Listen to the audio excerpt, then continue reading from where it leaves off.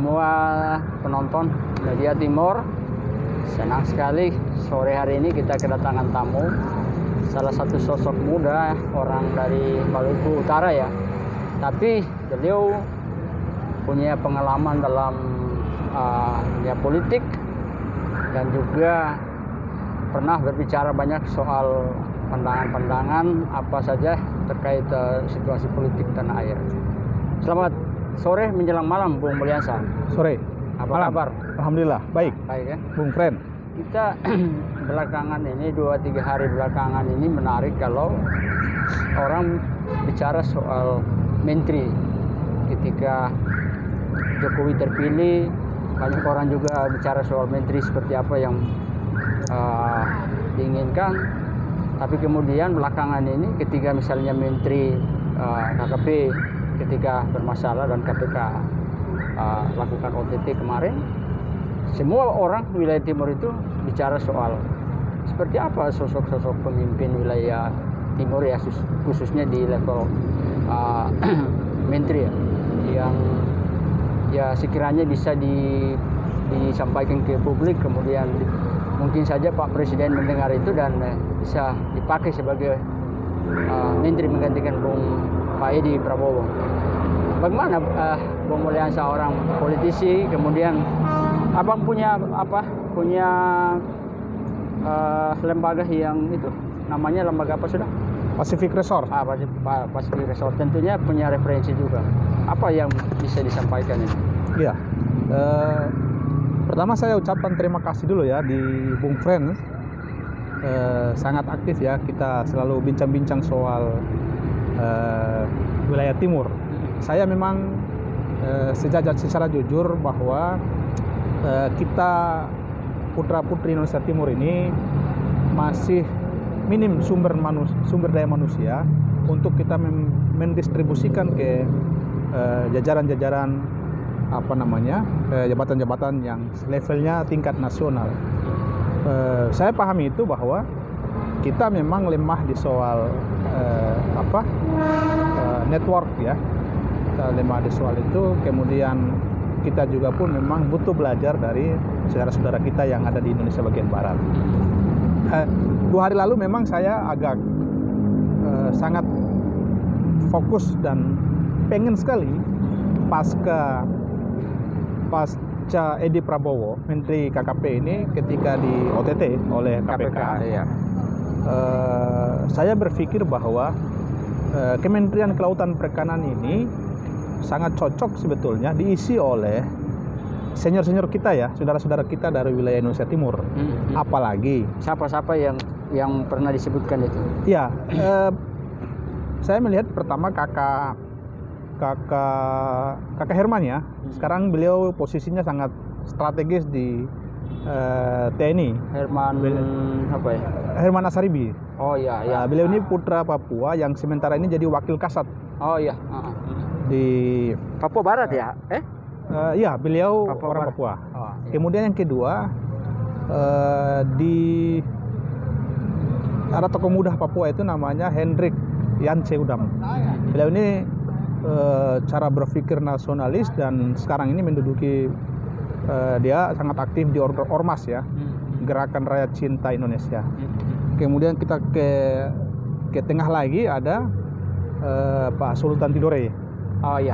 Pak Sultan Tidore ini juga posisinya anggota DPD RI. Saya kira ini merepresentasi dari wilayah Maluku ya, bagian utara. Dengar juga Abang sebut juga Pak Laude kan?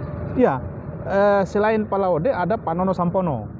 Nah, saya kira Bung Fren ya, dari timur saya kira tahu lah Pak Nono Sampono dari wakil ketua DPD RI yang sementara posisinya Dapil Maluku ya? Kemudian yang terakhir itu ada Pak Laude Ida. Saya kira Pak Laude Ida ini tidak asing ya bagi Republik kita ini, karena beliau sudah sangat getol berada di posisi-posisi yang strategis. Dulu di DPD juga beliau posisinya sangat strategis. Sekarang di Ombudsman Republik Indonesia. Nah, 5 nama ini menurut saya, walaupun saya tidak nafikan ada nama-nama yang lain sebetulnya. Pasti banyak. Ada ya? Ada. Sangat banyak sebetulnya tokoh-tokoh Indonesia Timur. Tetapi di kementerian ini, Kementerian Kelautan Perikanan ini menurut saya, kebetulan mungkin Bung Fren melihat kita punya forum ya, forum intelektual Indonesia Timur. Saya kira Bung Fren kan posisinya ada di situ juga itu. Iya, tergabung di forum intelektual itu. Ya kita anak intelektual Indonesia Timur ini, apalagi kita yang muda-muda. Setuju.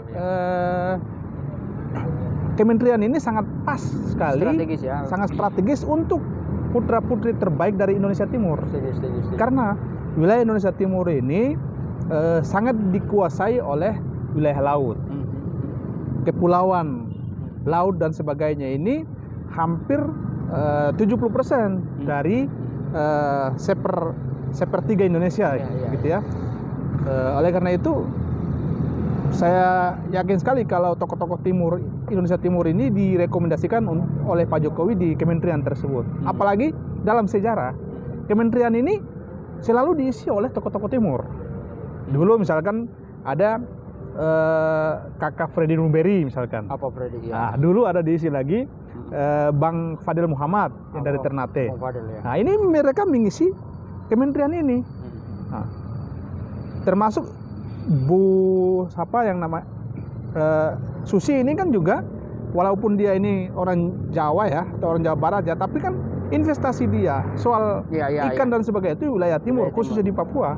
Sehingga saya kira orang-orang yang punya pengalaman dan punya yang pernah hidup di daerah Indonesia Timur, saya kira merasakan betul bahwa kementerian ini sangat pas dengan bidangnya dan wilayahnya mereka. Saya kira begitu.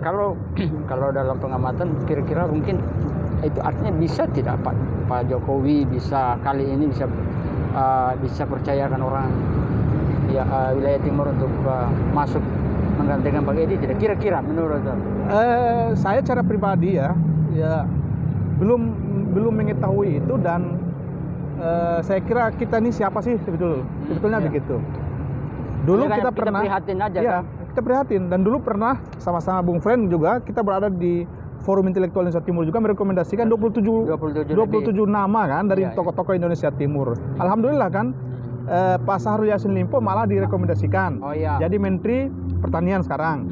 Kemudian Pak siapa namanya yang Sekjen Partai Nasdem yang dari NTT, Pak Joni Plate. Pak John Plate. Itu pun rekomendasi. Jadi 27 nama yang kita rekomendasikan, termasuk kan 5 nama ini. 5 nama ini. 5 nama ini, Pak Laudi dan sebagainya kan, Pak Sultan Tidore dan sebagainya. Akhirnya 2 tokoh dari timur ini direkom oleh Pak Jokowi. Masuk ya. Dan saya berharap di kementerian ini kan kekosongan kementerian ini perlu diisi juga oleh tokoh-tokoh yang sangat pas sebetulnya. Tapi gini, ada juga kan ini jatah partai juga.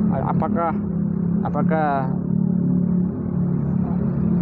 tokoh-tokoh ini kan ini yang rata-rata ini bukan orang partai ini kan? Ya betul. Macam Pak Laude Ida bukan orang partai. Ya, betul.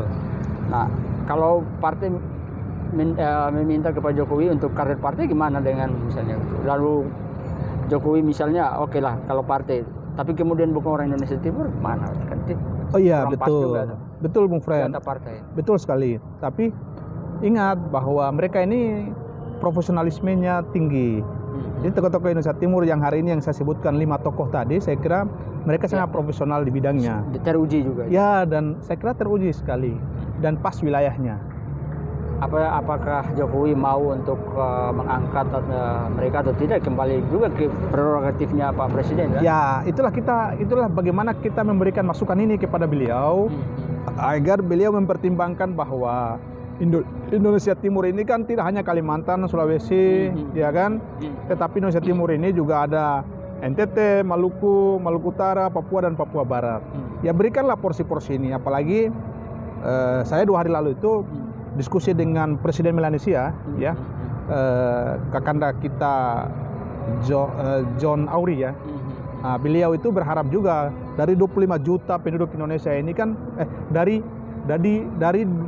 kurang lebih 260 ya penduduk Indonesia itu kan menurut beliau itu ada kurang lebih 25 juta penduduk Melanesia. Nah, apalagi kita di wilayah timur ini kan ras kita kan ras Melanesia, minimal selain si John Plahat ada 1-2 lagi lah untuk kita masuk pada jajaran kementerian ini, sehingga tidak hanya mayoritas ya, tidak hanya dikuasai oleh saudara-saudara kita Melayu gitu ya, tetapi minimal saudara-saudara kita yang dari Melanesia ini perlu kita nambah lah, sehingga komposisi kementerian ini bisa adil, seimbang, dan tahu wilayahnya. Tahu. Dan seberapa optimis kalau misalnya komunikasi ini dibangun dengan partai-partai misalnya, untuk kalau bisa partai melirik mereka begitu? Ya seharusnya partai-partai ini juga kan harusnya juga ya membuka diri dan melihat, jangan sekedar kepentingan partainya saja, tapi bagaimana kepentingan kedaerahan atau kepentingan wilayah.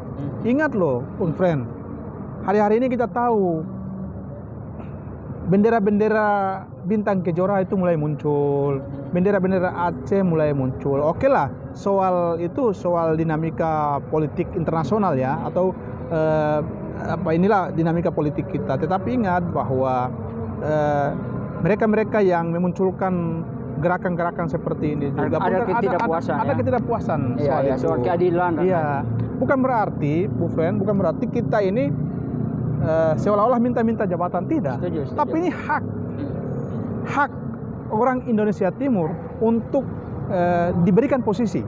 Jadi bukan soal kita minta, tapi ini hak. Saya kira begitu. Kalau begitu apa ini closing statementnya untuk pikiran-pikiran apa yang mau disampaikan? Baik, saya kira saya ini dengan beberapa kawan di Forum Intelektual Indonesia Timur ya, atau FIT, kami juga di Pacific Resort ya. Artinya berharap bahwa sepertiga wilayah Indonesia Timur ini ada Indonesia Timur. Kali ini ya. Reshuffle ini. Ya, kami berharap di Pak Jokowi agar kami bersuara ini adalah representasi dari Indonesia Timur. Berikanlah posisi-posisi yang sangat pas di wilayahnya, sehingga kementerian ini memang benar-benar menjadi kementerian yang bisa menunjukkan tokoh-tokoh Indonesia Timur untuk bekerja untuk Indonesia. Siap. Oke, terima kasih Bung Mor. Baik, siap. Ya. Terima kasih sama-sama. Ya. Baik, kita sudah berbincang sedikit dengan Bung Mulyansa dari Pacific Resort ya. Kita bicara soal kemungkinan reshuffle yang akan dilakukan nanti, dan berharap tokoh-tokoh Indonesia Timur akan muncul dalam 2-3 waktu ke depan. Terima kasih.